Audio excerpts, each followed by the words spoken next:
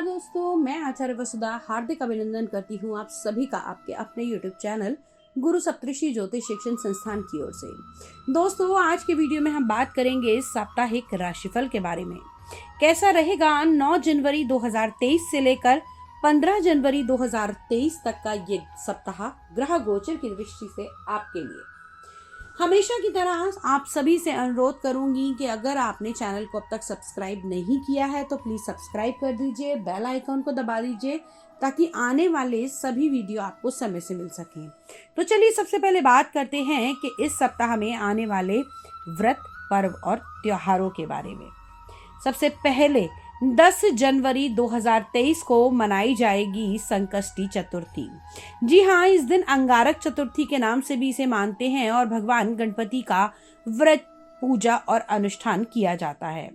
उसके बाद में मंगल मार्गी होंगे। जी हाँ, जो अब तक वृषभ राशि में वक्री चल रहे थे वही मंगल देव 12 जनवरी को मार्गी होंगे। अगर हम देखें तो इंडियन घड़ी के अनुसार 13 जनवरी को सुबह के समय, 13 जनवरी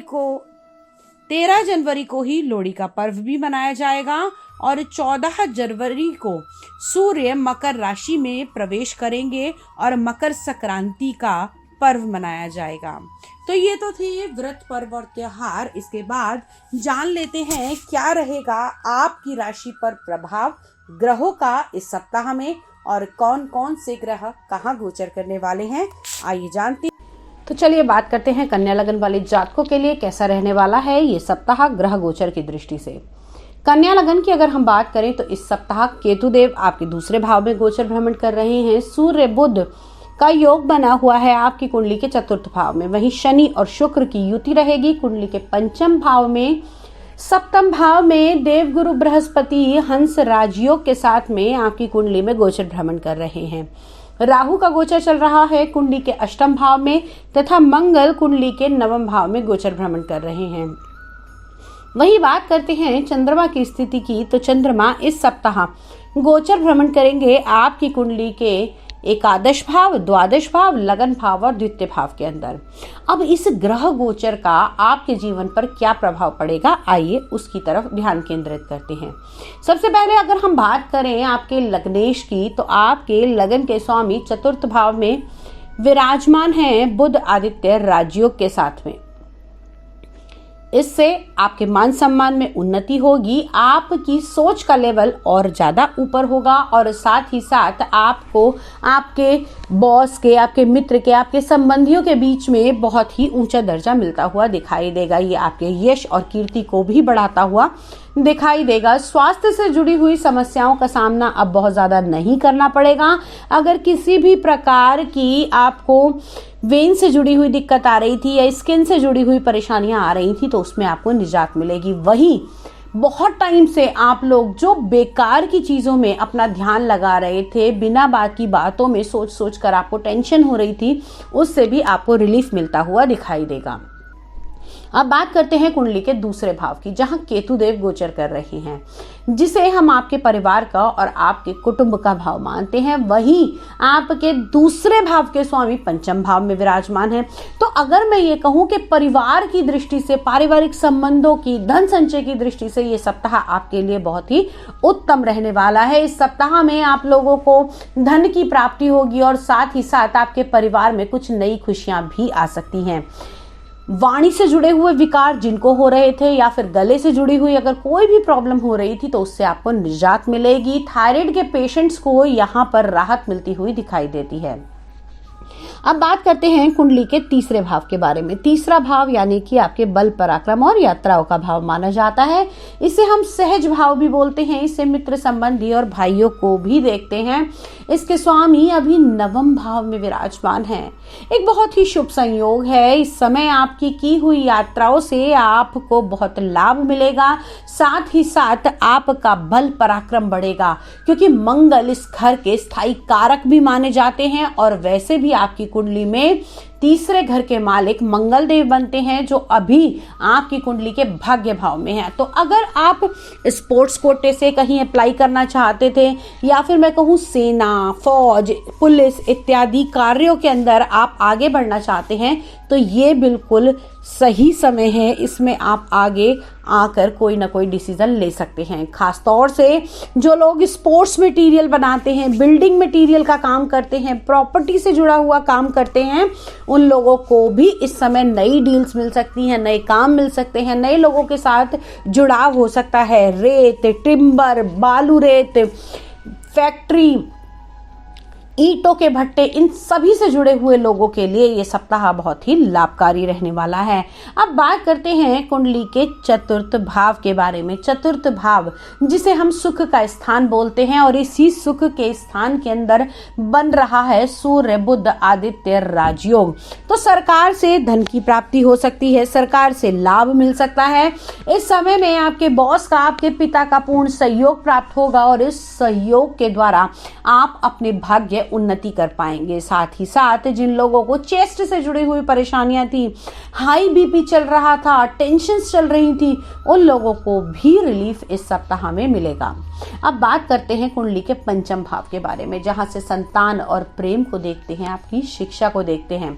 तो यहाँ पर पंचम के स्वामी स्वयं पंचम में है, और वहीं अगर मैं बात करूं तो आपके भाग्य के और आपके कुटुंब के स्वामी भी यहाँ पर विराजमान हैं।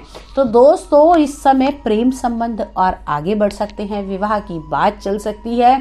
साथ ही साथ जो जोड़े, जो नव दंपति अपने रिलेशन को आगे बढ़ाना चाहते हैं, एक परिवार की तरह आगे बढ़ना चाहते हैं, संतान के बारे में सोचना चाहते हैं, तो वो इस समय में ये निर्णय ले सकते हैं। उनके लिए ये निर्णय लाभकारी होगा। शिक्षा के क्षेत्र से जुड़े हुए बच्चों के लिए भी ये सप्ताह बहुत ही शुभ रहने वाला है, लेकिन ध्यान रहे अपनी कंसंट्रेशन को इधर उधर ना भटकने दें।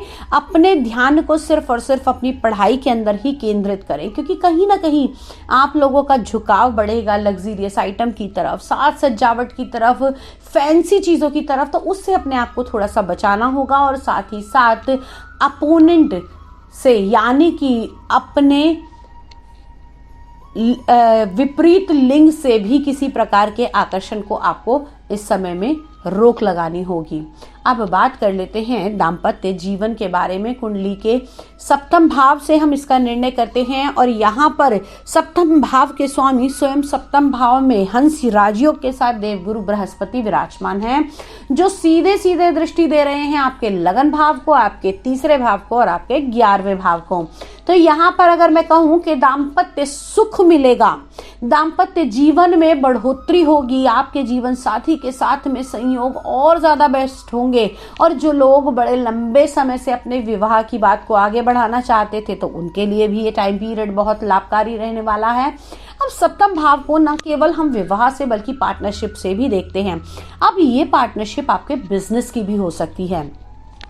इनकम का कारक देवगुरु बृहस्पति आपके सप्तम भाव में विराजमान है, और वही यही सप्तम भाव के स्वामी और सप्तमेश आपके एकादश भाव, लाभ के भाव, आय के भाव, इच्छा पूर्ति के भाव को दृष्टि डाल रहे हैं, जहां सप्ताह के शुरू में चंद्रमा होगा। तो दृष्टि संबंध से भी बनेगा गज केसरी राजयोग।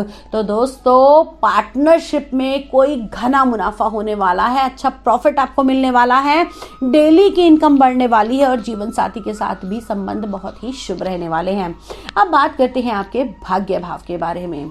जैसा कि मैंने कहा था कि आपके भाग्य के स्वामी स्वयं पंचम भाव में विराजमान है।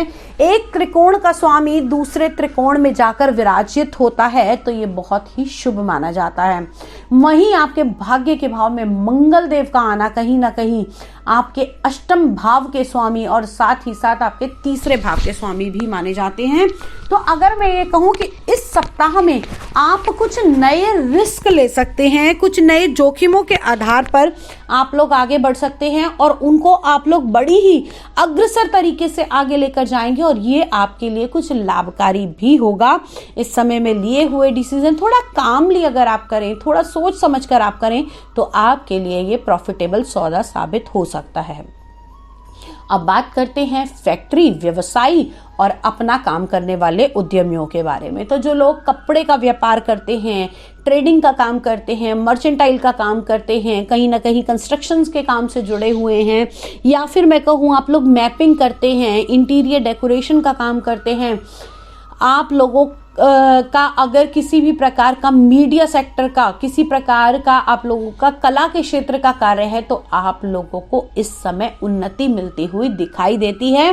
घर से निकलते समय गणपति आराधना करें, भगवान गणपति को दूर्वा अर्पित करके अगर आप अपने घर से निकलेंगे तो आपके लिए ये बहुत ही बेस्ट रहेगा। लकी नंबर आप लोगों के लिए रहने वाला है नंबर 2 और लकी कलर आप लोगों के लिए रहेगा डार्क काइया कलर।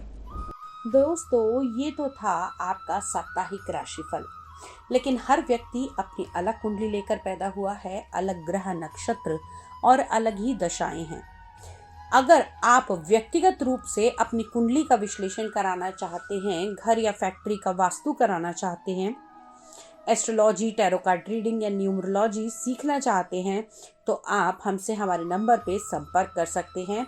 गुरु सप्तऋषि ज्योतिष शिक्षण संस्थान, मैं आचार्य वसुधा कपूर आपका सभी का हार्दिक अभिनंदन करती हूँ। अगले वीडियो में फिर से मिलते हैं, तब तक के लिए जय माँ भगवती।